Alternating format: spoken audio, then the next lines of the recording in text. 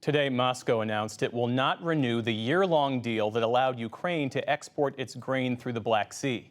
Those critical food supplies, which were shipped to countries in Africa, the Middle East, and Asia, could now be cut off just at the moment when many vulnerable nations need them the most. William Brangham explores the impact of this decision.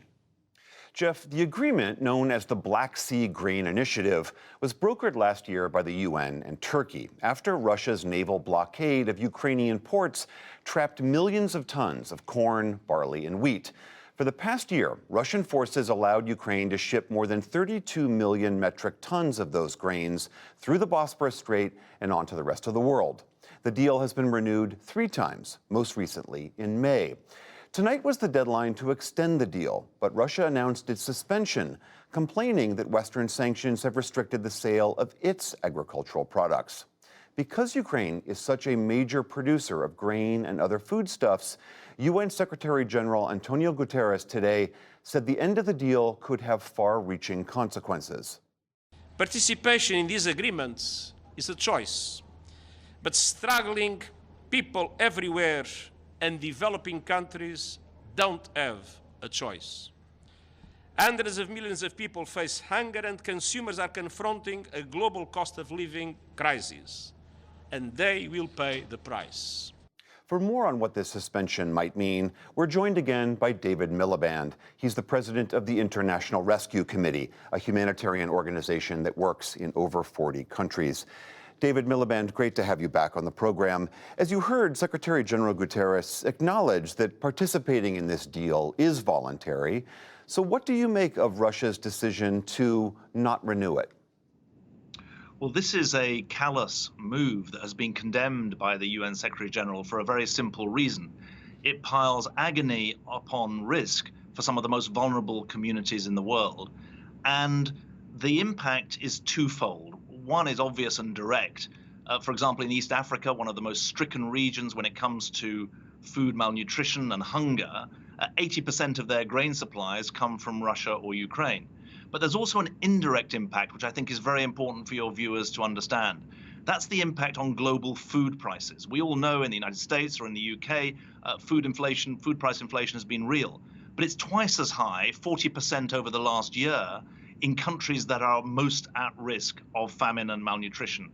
And given that there are 50 million people in East Africa alone who are at the highest levels of UN food insecurity, this is a really dark and dangerous moment for them.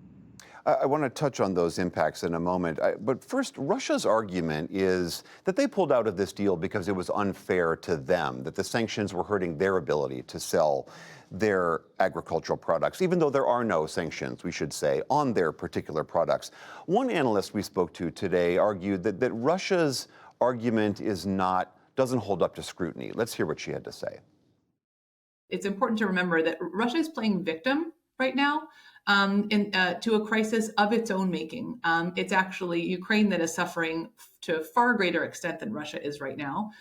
Russia is simply doing what it can to stall the workings of this initiative, of the Black Sea Grain Initiative, that it understands that Ukraine and many other countries around the world are benefiting from, which of course is to Russia's own detriment in the course of this war. Do you share that concern that Russia's claims are illegitimate? Well, my concern is for the people on the receiving end of this move. The International Rescue Committee is not a partisan or political organization. We're a humanitarian organization, and we speak to the real needs that we see. We can, however, note that Russian agricultural exports have actually gone up in the last year.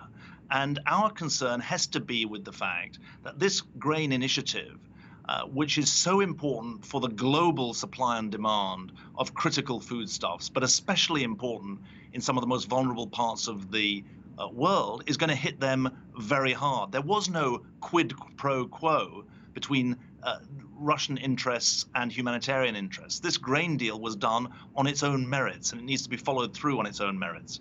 Are there specific nations that, when you look at the global map and the nations that you work with, that you worry most particularly about? I mean, we saw today that Nigeria declared a state of food emergency. What nations stand out as most in need? Yes, that's a great point, that the burden of food insecurity is not shared equally. Those most at risk countries suffering from conflict and from the climate crisis. So the top 5 would include countries like Somalia and Ethiopia in East Africa. They'd certainly include northeast Nigeria. But I'd also point you to countries like Burkina Faso in the Sahel region of Africa. And then I'd point you towards countries like Afghanistan, where poverty is real and malnutrition is rife.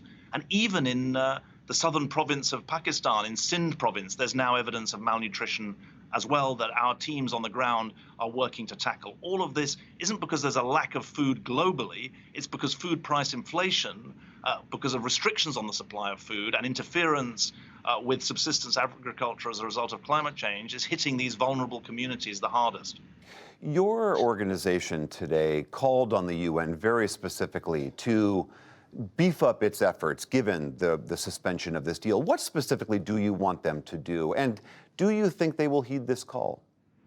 Well, I think there's 2 or 3 things that immediately come to mind. First of all, the Russian government have in the past withdrawn from the deal and then gone back onto it. So clearly, step 1 is very active diplomacy of the kind that you've seen from the Secretary General of the UN speaking out today. This needs to be resolved. Secondly, I think it's very important to hear the voice of some of those communities who are affected. It's the leaders of those communities and the people on the ground whose voice needs to be heard. Thirdly, I think it's very, very important that we underline that in the countries I've mentioned, UN appeals for humanitarian aid are massively underfunded. Just to take one example, Somalia, which in some ways is the epicenter of the global food crisis, its UN humanitarian appeal is only 30% funded. That is a recipe for the kind of malnutrition and hunger that we're seeing on the ground every day. You, as are saying, you run a major humanitarian organization, but many people will remember that you were the UK's foreign secretary and are well versed in global diplomacy. What do you believe it will take to pressure Vladimir Putin to reopen this supply line? Well, you use the word pressure, and pressure is the critical element. This is a moment for countries around the world, many of which have tried to not take sides in the course of this Ukraine conflict, to point out that there are innocent victims not just within Ukraine, but beyond as well. This is a moment when global voices are going to be very important, not just the obvious Western voices.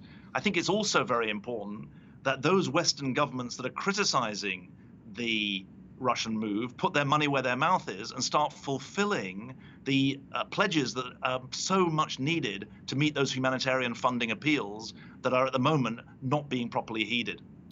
David Miliband of the International Rescue Committee, thank you so much for your time. Thank you so much for having me again.